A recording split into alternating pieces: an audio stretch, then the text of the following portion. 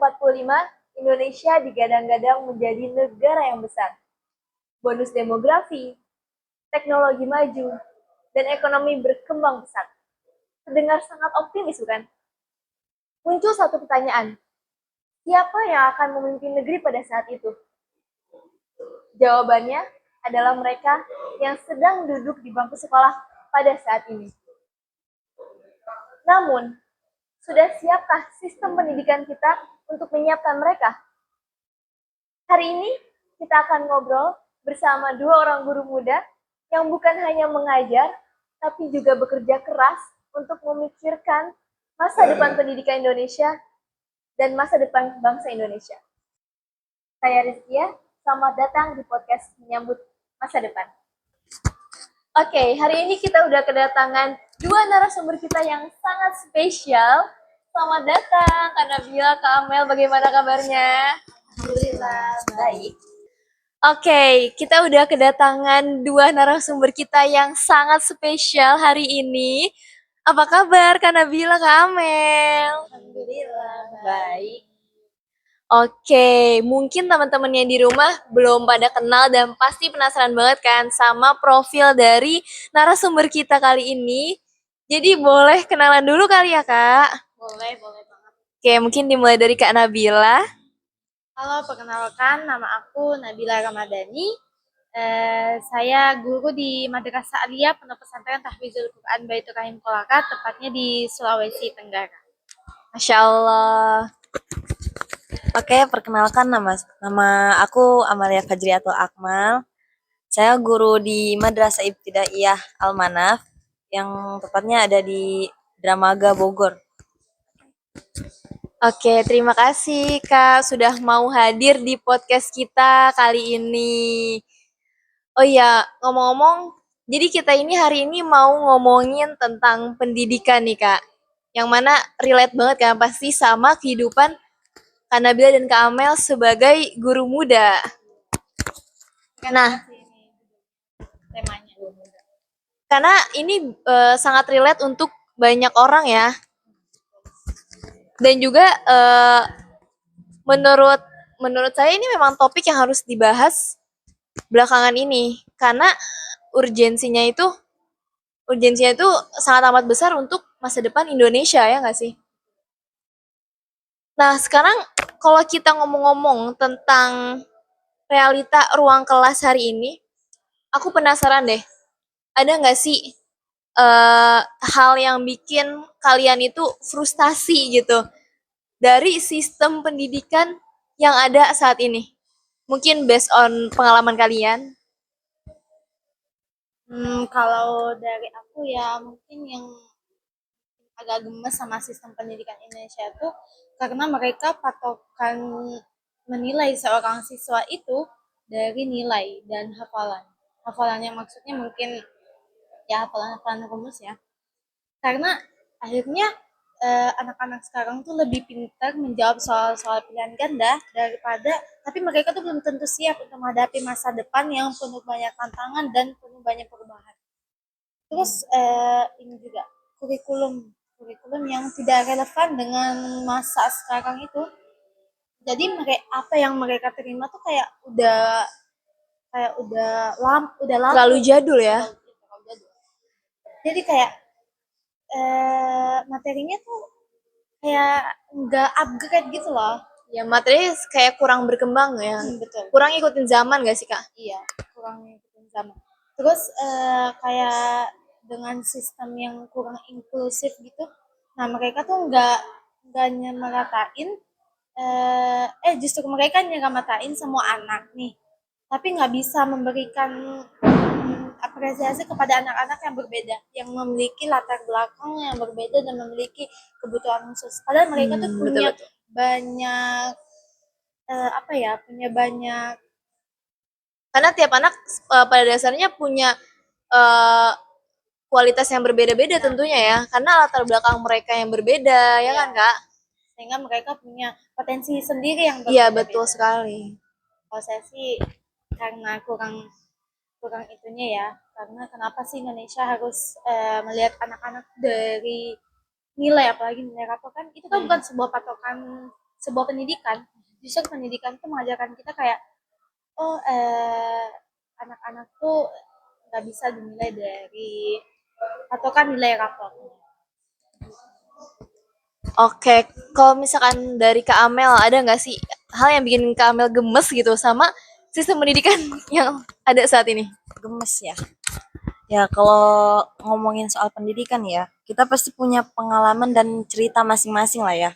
Tapi ada satu hal yang kadang ngerasa kita itu kayak apa frustasi ya sama pendidikan saat ini tuh, yaitu sistem pendidikan yang kadang terasa nggak relevan atau membebani seperti yang tadi dikatakan oleh Nabila gitu kan tentang apa terlalu fokus dengan nilai dan angka. Sedangkan walaupun dengan nilai tinggi itu tidak apa ya tidak menjamin gitu, belum menjamin hmm, apa ya ba- kalau mereka itu bakal benar-benar mengerti gitu, akan benar-benar Sama pelajarannya mengerti sama ya. pelajarannya. Iya, Ya banyak orang yang hafal, tapi kalau misalnya dia hafal satu rumus, tapi ketika contohnya beda, mereka nggak bisa ngerjain gitu. iya. Nah, jadi yang pada akhirnya itu mereka itu belajar hanya untuk lulus ujian, bukan untuk paham. Nah, terus kadang juga eh, semuanya dianggap sama gitu kan. Jadi sistem pendidikan yang saat ini tuh menurut aku ya, anak murid ini sekarang tuh kayak disuruh untuk bisa semuanya, bisa jago semuanya gitu kan. Padahal Semua mata pelajaran ya Kak. semua mata pelajaran, padahal kelebihan seorang itu kan berbeda-beda gitu kan. Ada yang jago menggambar dari segi menggambar, ada yang akademiknya, ada yang public speakingnya bagus, dari olahraga mungkin kan banyak masih banyak lagi ya gitu kan. Jadi hmm, yang kedua itu kadang di sini tuh pendidikannya semuanya dianggap sama. Jadi semua anak itu harus jago dalam semua hal yang sama gitu seperti apa ya satu anak misalkan bisa mengerjakan matematika, semuanya harus bisa. Padahal kelebihan seorang anak itu pasti berbeda-beda kan ya. Dari misalkan ada yang jagonya lebih ke menggambar gitu, ada yang ke akademik, ada yang ke olahraga mungkin, public speaking yang bagus mungkin masih banyak lagi ya. Jadi hmm, apa ya pokoknya berbeda-beda nggak mesti. Iya ya. Jadi mungkin ketika si anak itu potensinya kurang di akademik dianggapnya kurang punya kemampuan ya. Padahal mungkin kemampuan dia di luar akademik tapi di bidang mungkin kreativitas atau olahraga ya. Nah itu tapi sayangnya sistem pendidikan ini tuh jarang memberikan ruang gitu, jarang memberikan ruang untuk anak-anak mengembangkan bakat-bakat mereka gitu. Oke, ngomong-ngomong soal pendidikan ya. Aku mau nanya ke Kanabila. Sebetulnya anak-anak di sekolah itu pada hari ini ya, itu sudah benar-benar dididik atau hanya disuruh belajar materi-materi yang sudah disuguhkan? Pertanyaan yang bagus ya. Jadi kalau menurut saya nih, sebagian besar anak itu bukan dididik, tapi mereka tuh disuruh belajar. Kenapa? Karena mereka ya cuma ngikutin eh, apa rutinitas, udah belajar, ujian dan sudah terima ijazah. Kenapa saya bilang kayak gitu? Karena ini pengamatan saya sendiri ya. Karena yang saya lihat tuh mereka kayak nggak pikir gitu, kenapa sih saya harus mempelajari materi ini? Padahal pendidikan itu bukan mengajarkan mereka tentang nilai, tapi mengajarkan mereka bagaimana cara mereka nanti berpikir di masa yang akan datang, bagaimana mereka bekerja sama sesama teman, dan bagaimana cara mereka berpikir kritis nih. Hadapi masalah-masalah ya Betul Kak. banget. Nah, apa kenapa saya bilang kebanyakan mereka disuruh belajar, karena iya, karena apa yang mereka pelajari itu, misalnya nih, sekarang mereka belajar IPA IPS itu kan semua, walaupun mereka rasa ini tuh sebenarnya gak ada manfaatnya nih di kehidupan saya, apalagi anak-anak. Termasuk saya kurang suka matematika. Saya dulu kayak berpikir, apa sih manfaat matematika di kehidupan saya gitu. Betul Jadi, banget. Ini kayaknya masalah di hampir semua murid ya. iya, matematika sih paling Kita nggak tahu bagaimana cara penerapan matematika di dalam kehidupan. Kita cuma dikasih rumus, dan kita nggak tahu nanti kita mau pakai rumus ini buat apa gitu kan. Nah, akhirnya sekarang saya udah sampai di titik ini, saya udah berpikir, oh ternyata manfaatnya banyak banget. Jadi guru itu bukan hanya sebagai profesi, tapi sebagai pendidik yang baik buat entah buat anak kita nanti, entah buat anak didik kita. Jadi sebenarnya kalau disuruh jadi pendidik yang baik, berarti kita harus mengajar dan mendidik anak-anak bagaimana dia, seperti tadi saya bilang, bagaimana cara dia berpikir dengan baik dan menanggapi masalah yang datang kepada dirinya, berpikir kritis dan lain-lain. Jadi sebenarnya intinya itu sih. Oke Kak. Nah sekarang aku mau nanya nih sama Kak Amel. Kak Amel kan pasti udah banyak banget ya pengalamannya di dalam dunia pendidikan. Ada nggak sih dari pengalaman kakak itu ngelihat ketidaksesuaian lah atau ketimpangan antara kurikulum dengan realita murid gitu?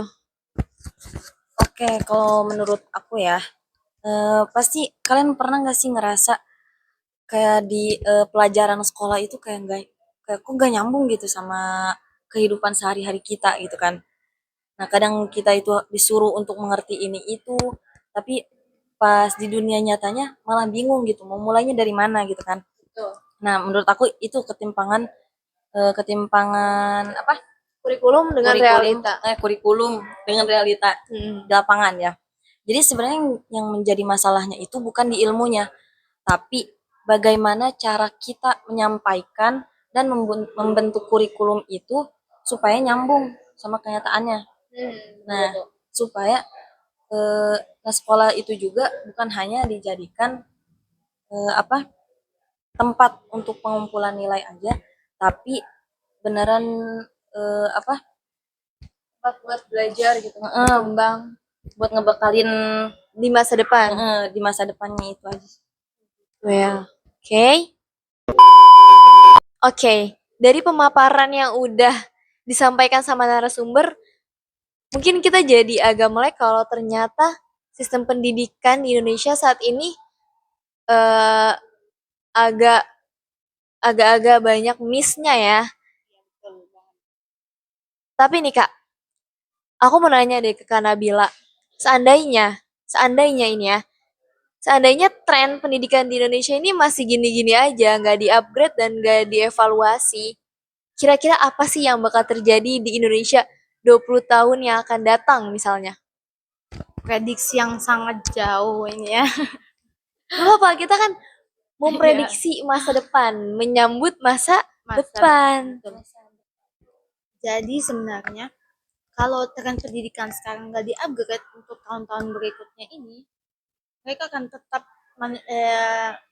siswa-siswa di Indonesia akan sangat pintar untuk menjawab soal ujian.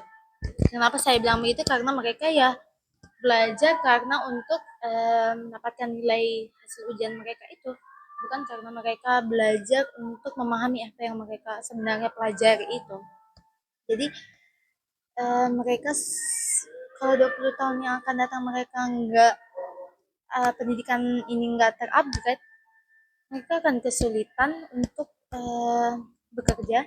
Kenapa saya bilang sulit untuk bekerja? Karena mereka susah buat berpikir kritis, susah buat kerjasama sama orang lain, apalagi nanti di masa-masa perkuliahan atau di masa-masa mereka nanti kerja.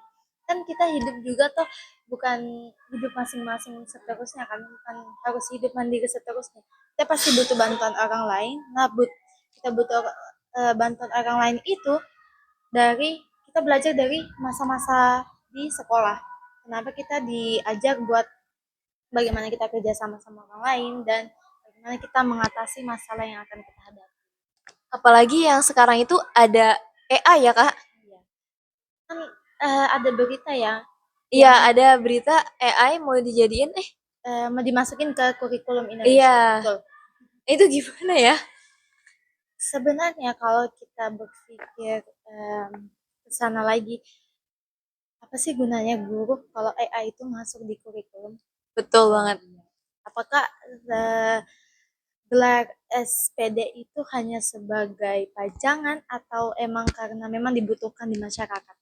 Kenapa sih? Kenapa harus AI ini yang masuk ke kurikulum? Kenapa kita nggak buat yang lebih memanfaatkan semua orang? Pastinya itu kan, maksudnya AI ya pasti memanfaatkan semua orang juga. Tapi kenapa nggak memanfaatkan tuh dari manusia gitu? Jadi manusia memanfaatkan dirinya untuk manusia lagi. Jadi saling memanfaatkan sih sebenarnya. Kalau AI masuk di kurikulum itu saya kurang setuju sih ya. Karena maksudnya takutnya nih apa ya? Kayak Penyalahgunaan teknologi ya, Kak, teknologi. jadinya. Adanya nanti kalau dipikir buruknya, adanya nanti makin anak-anak tuh kan otomatis AI buka HP dong, nggak selamanya. Jadi mereka kurang minim membaca, minim betul banget, ketergantungan banget itu pasti. Terus berpikirnya juga jadi kurang kritis ya pastinya Iya. karena sudah terbiasa dengan mereka nanya apa langsung ada jawabannya, Ya, ya kan? jadi mereka berpatokan gitu, bukan yang kayak oh, saya harus membaca nih buat Iya, nyari jawaban betul nih. banget. Padahal tanpa AI juga tuh kita bisa mendapatkan jawaban dari buku. Malah kadang jawaban dari buku itu lebih kritis. Ya, lebih membuka cakrawala kita ya pastinya. Iya, pastinya sih. Jadi kalau misalkan yang katanya 2045, at least itu 20 tahun lagi, Iya. yang katanya bakal jadi generasi emas. Kalau tren pendidikannya gini, sulit ya Kak kayaknya. Sulit banget. Karena mau harap apa kalau mereka cuma belajar untuk patokan ujian, bukan karena mereka kayak misalnya pernah nggak sih mereka berpikir apa sih gunanya saya, apa sih manfaatnya saya belajar materi ini untuk Yes. apa sih? Nah, padahal itu sangat penting sih buat mereka di kehidupan masa depan. Mungkin bisa sih ya generasi emas tapi emas imitasi. Sensor sensor. Bisa ya. Oke, kita lanjutnya aku mau nanya ke Kak Amel sebagai guru muda. Guru muda Guru muda. yang udah terjun di dunia pendidikan. Menurut Kak Amel, apa sih peran penting guru-guru muda ini untuk pendidikan di masa depan? Oke, jadi sekarang kan eranya digital ya, Betul. penuh dengan teknologi dan informasi yang cepat. Betul. Jadi untuk guru-guru yang tumbuh di era yang sama itu, mereka itu biasanya lebih cepat, lebih bisa memahami, bukan lebih cepat ya, nggak tahu cepat atau enggaknya mah, tergantung. Lebih bisa memahami komunikasi dan pendekatan yang cocok mungkin antara Gen Z dan Alpha gitu kan. Ya lebih up to date ya. Iya, gitu. Jadi mereka itu apa ya, bisa nyambung lah gitu. Bisa nyambung dan mereka itu bukan bisa hanya mengajarkan, tetapi juga bisa jadi teman diskusi ya. Tuh, pentingnya. Jadi buat kalian ya yang sudah menjadi guru muda atau yang akan menjadi guru gitu ya. Buat teman-teman yang bercita-cita jadi guru nih, dengerin nih Kak Amel. Iya. Jadi guru itu bukan hanya mengajarkan saja, tetapi kalian itu sedang menyiapkan masa depan, sedang membantu satu generasi untuk tumbuh, berkembang, dan percaya diri. Dan itu menurut aku luar biasa banget sih. Terus itu aja. Ya, Masya Allah banget ya ini. Mulia banget. Jadi bukan hanya sebuah profesi, Iya. jadi mereka tuh gunanya sebenarnya untuk mendidik. Dari pengalaman kakak-kakak berdua nih, apa sih hal yang bikin kakak ngerasa kayak oke, kayaknya emang aku harus bertahan di profesi ini sebagai guru. Kayak apa sih yang bikin kakak tuh bertahan jadi guru? Dari Kak Nabila mungkin. Aku pernah mikir, kenapa sih aku harus jadi guru? Sedangkan, maksudnya jadi guru nggak selamanya, maaf ya, nggak selamanya gajinya banyak, nggak selama, maksudnya dihormati sama semua orang, nggak semua kan. Apalagi Betul, betul. sistemnya yang agak kurang relevan gitu. Tapi ada satu waktu, eh, di dalam kelas yang saya ajar itu ada satu anak yang dia termenung, diem aja sampai saya sadar, oh ternyata anak ini nggak merhatiin apa yang saya sudah ajarkan. Akhirnya saya ubah lah, pelan-pelan saya ubah cara mengajar saya, mungkin dengan cara gambar, ice breaking kan, ice breaking kan bisa menambahkan semangat gitu. Sampai anak ini berkata kayak, terima kasih ya Bu, berkat Ibu saya bisa memahami pelajaran ini dengan cara ngajar Ibu. Itu kayak ternyata Jadi bikin semangat kita juga. iya, jadi kayak oh, walaupun cara ngajarnya lebih sulit, tapi kalau bisa membuat satu anak buat bertahan dan bisa dia memahami apa yang kita sampaikan, itu kayak rasanya ya Allah. Ternyata kayak oh ternyata ini emang saya ditakdirkan buat jadi guru karena kayak saya ternyata bisa saya bisa bermanfaat bagi satu, walaupun satu anak ini. Saya ternyata bisa bermanfaat bagi satu anak ini untuk memahami materi yang tidak, ternyata yang mereka tidak bisa pahami. Simpel itu ya kebahagiaan guru itu Iya, ketika muridnya bisa paham apa yang sedang dipelajari. iya betul. Kalau dari Kak Amel, apa nih pengalamannya yang bikin Kak Amel bertahan menjadi guru sampai saat ini? Aku sama sih kayak Nabila ya. Karena jadi guru itu kan gak gampang ya sebenarnya. Dimana kita itu harus mengenali karakter anak yang berbeda, sifat-sifat yang berbeda, gitu kan. Belum lagi gajinya yang pas-pasan, sistemnya belum lagi yang kadang apa ya ruwet mungkin gitu ya. Tapi emang emang suka apa ya ada momen kecil yang dimana kita itu emang kayak harus bertahan aja deh gitu, bertahan aja gitu kan. Saya pengalaman aku nih ya, aku kan pernah ngajar kelas satu, yang dimana anak kelas satu itu kan ada aja yang belum bisa baca, ada yang belum bisa nulis kan ya, masih banyak lagi yang karena itu kewajiban kita untuk mengajarkan mereka sampai berhasil gitu kan, yang dimana kalau misalkan emang pas setelah kita terus menerus mengajarkan mereka sampai dia berhasil, menjadi emang jadi kebanggaan sendiri gitu kan ya. Jadi mikir kita ini hasil kerja keras kita loh, itu kan kayak jadi semangat gitu kan, udah deh gitu ngajar aja deh gitu kan ya. Itu aja sih, aku juga gak beda jauh sama Nabila. Masya Allah, emang mulia banget ya niat dari guru-guru muda kita ini. Aku penasaran deh Kak, seandainya nih ya, kalian punya kuasa buat ngubah satu hal di sistem pendidikan, apa sih yang mau kalian lakuin? Mungkin dari Kak Nabila dulu.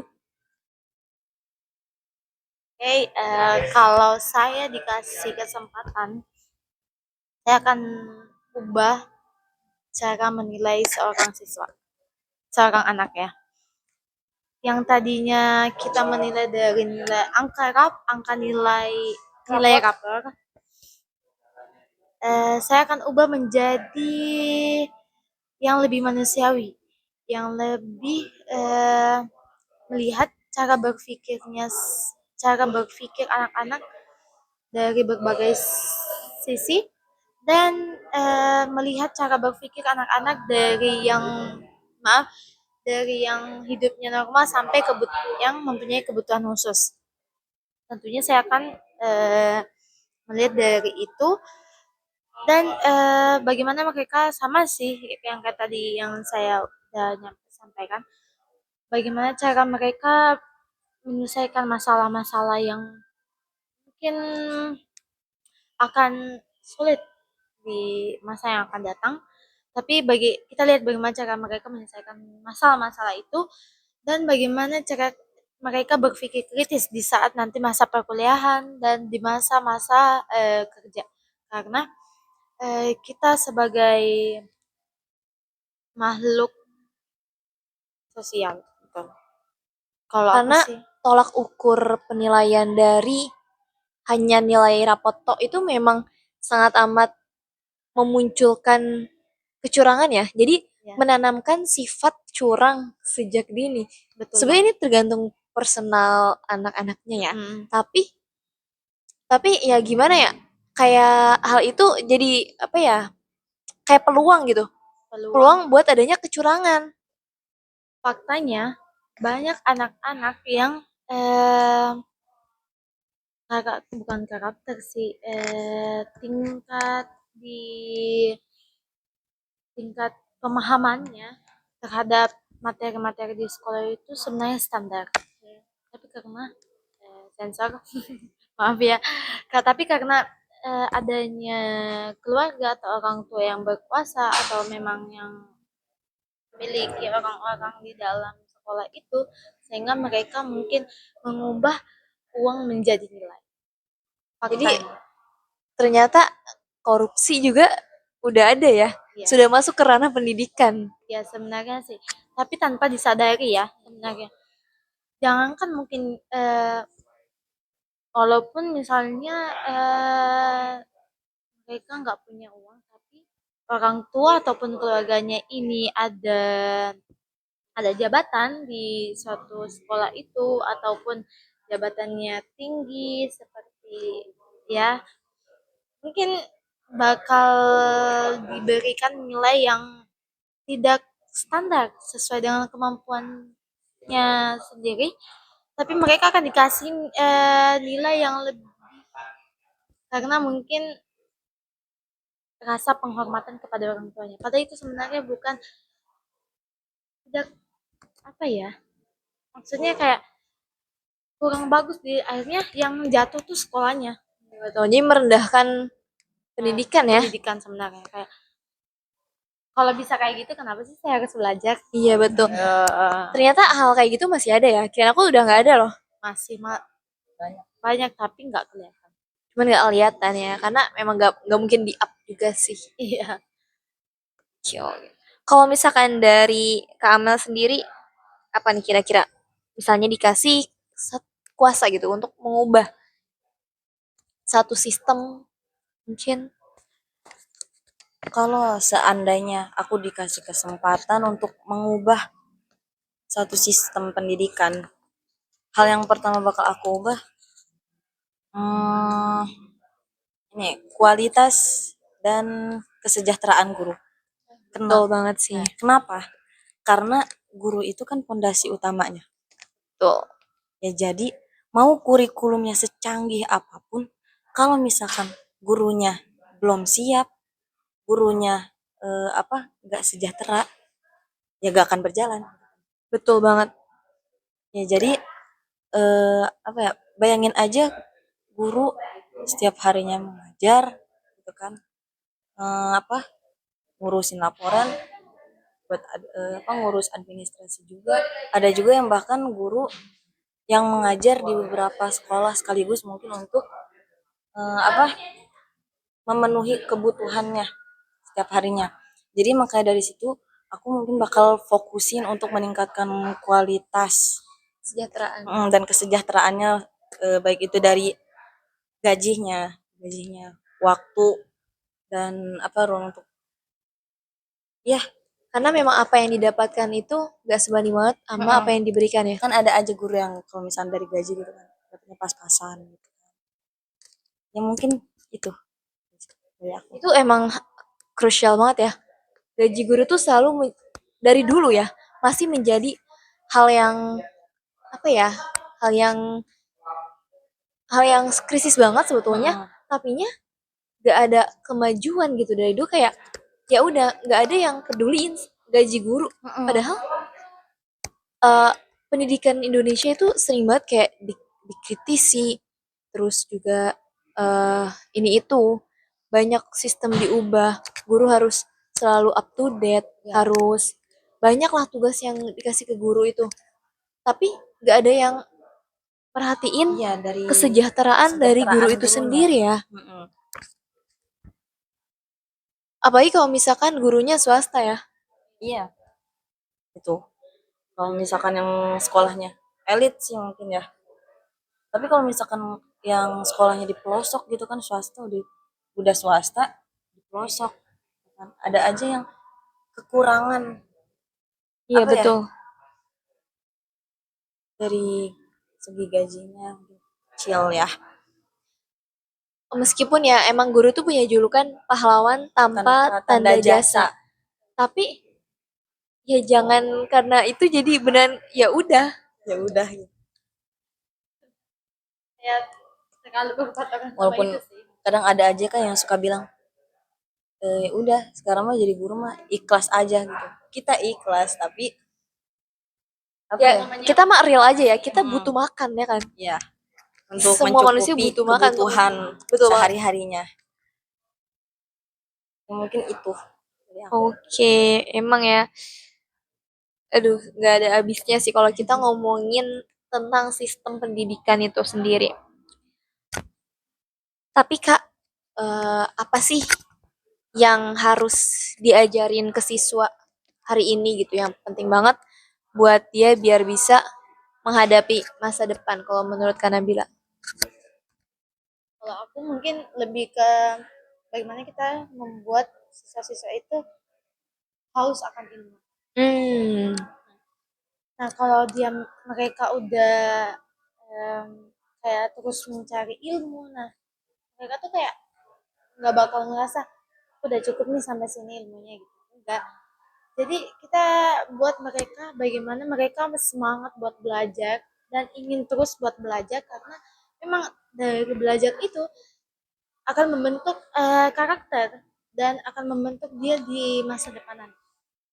Terus bagaimana kita didik mereka biar mereka tuh namanya pendidikan ya. Pendidikan kan seputar mendidik dan mengajar. Bagaimana kita mendidik mereka agar bisa bersosialisasi sama orang-orang. Nah, eh, kan kita nggak harus hidup selalu mandiri kan. ya betul banget. Nah, mereka harus diajar bagaimana mereka nanti akan ketemu sama orang-orang yang mungkin lebih kritis. Nah, mungkin mereka bisa berpikir lebih kritis, lebih kreatif. Terus bagaimana kita ajar mereka juga itu sih kerja sama. Yang penting sih bagaimana cara komunikasinya sih sama siswa. Karena seintrovertnya anak-anak itu dia tetap harus berkomunikasi sama orang karena mau apa dia mau apa kalau dia terus diam dan menjadi anak yang tidak pintar bersosialisasi. Percuma dia punya banyak ilmu tapi dia nggak punya ilmu untuk menyampaikan ilmu yang dia punya. Gitu. Jadi kita tuh mendidik anak-anak untuk bukan buat untuk masa depannya tapi kita mendidik bagaimana mereka untuk menghadapi masa depan.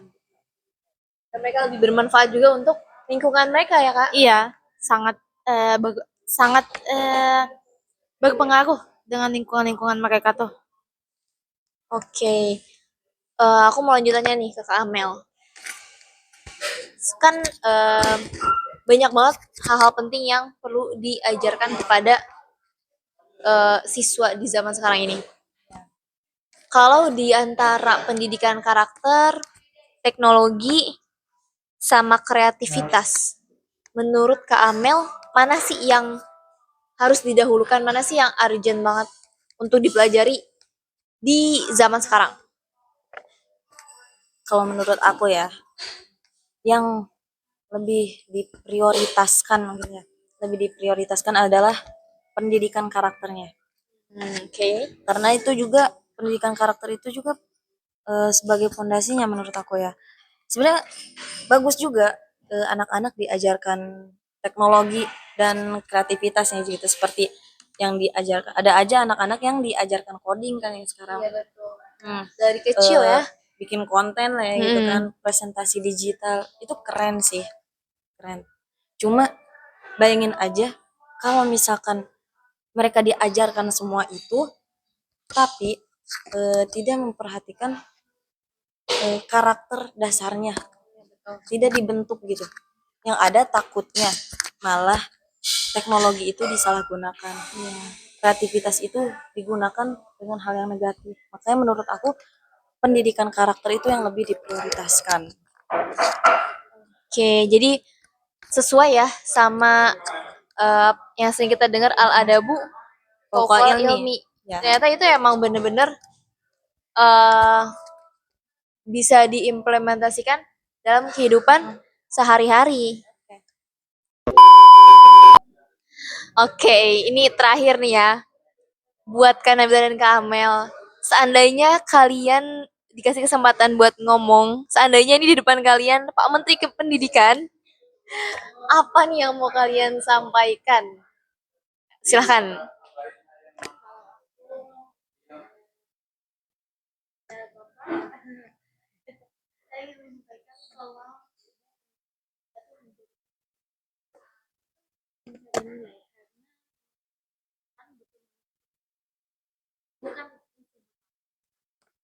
Mantap.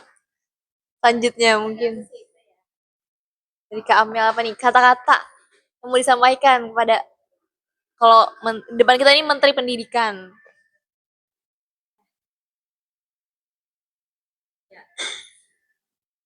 Kalau pendidikan masih diatur dari balik meja, jangan kaget kalau hasilnya jauh dari realitas. Terima kasih. Kelas. Oke, terima kasih Kak Nabila dan Kak Amel atas waktunya. Semoga bisa menginspirasi. Sampai ketemu di podcast selanjutnya.